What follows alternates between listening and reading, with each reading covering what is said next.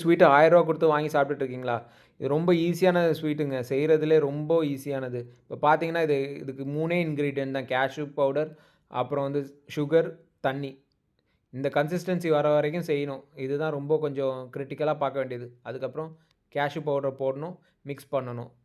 இப்போ இதோட ரேஷியோ பார்ப்போமா? ஃபர்ஸ்ட்டு வந்து ஒரு 1/4 கிலோ சுகரு, அதுக்கு ஈக்குவலன்ட்டா 1/4 கிலோ கேஷ்யூ பவுடர்.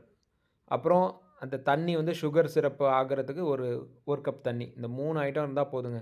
அப்புறம் ஒரே ஒரு ப்ராசஸ் தான். கிண்டுறது தான் ப்ராசஸே. Sugar syrup வரணும்னாலும் கிண்டணும். இந்த கேஷ்யூ பவுடர் வரணும்னாலும், இந்த இந்த பதம் வர்ற வரைக்கும் கிண்டிட்டே இருக்கணும். இதில மெயின் என்னன்னா, இந்த வந்து கீழ வந்து அடி பிடிக்காம இருக்கணும். அதுதான் மெயின் ப்ராசஸே. அதனால கிண்டிட்டே இருக்கணும். எங்கேயுமே ஒட்டக்கூடாது. மெயின் ப்ராசஸே இதுதான். ஒட்டாம கிண்டிட்டே இருக்கணும். இதில வந்து ஒட்டுற மாரி வரும் நேரத்தில நம்ம வந்து கொஞ்சம் கீ போட்டுக்கலாம். நல்லாருக்கும். ஸ்மெல்லும் நல்லாருக்கும். சாப்பிடுறதுக்கும் நல்லா இதமா இருக்கும். இப்போ பார்த்தீங்கன்னா, நம்ம கிண்டிட்டே இருக்கணும். இப்போ அடுத்தது கொஞ்சம் தண்ணியெல்லாம் வத்துற மாரி இருக்கும்.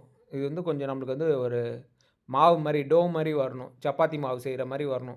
அதுவரைக்கும் கிண்டிட்டே இருக்கணும். இதில தான் அந்த கேஷ்யூ வந்து வேகுது. இப்போ பார்த்தீங்கன்னா, இந்த கன்சிஸ்டன்சி வந்துருச்சு பாருங்க. எங்கேயுமே ஒட்டல. இப்போ வந்து கொஞ்சம் கொஞ்சம் கீ போட்டுக்கலாம். இப்போ அடுத்தது அவ்வளோதான். இதுதான் ஃபைனல் ஸ்டேஜ். அடுத்தது வந்து நம்ம வந்து சப்பாத்தி மாவு எடுத்து அத ரோல் பண்ற மாரி ரோல் பண்ணி அத விரிக்க வேண்டியது தான். இது பாருங்க. இது மாரி கீய தடவிட்டு ரோல் போட வேண்டியது தான். ரோல் போட்டுட்டு வெட்ட வேண்டியது தான்.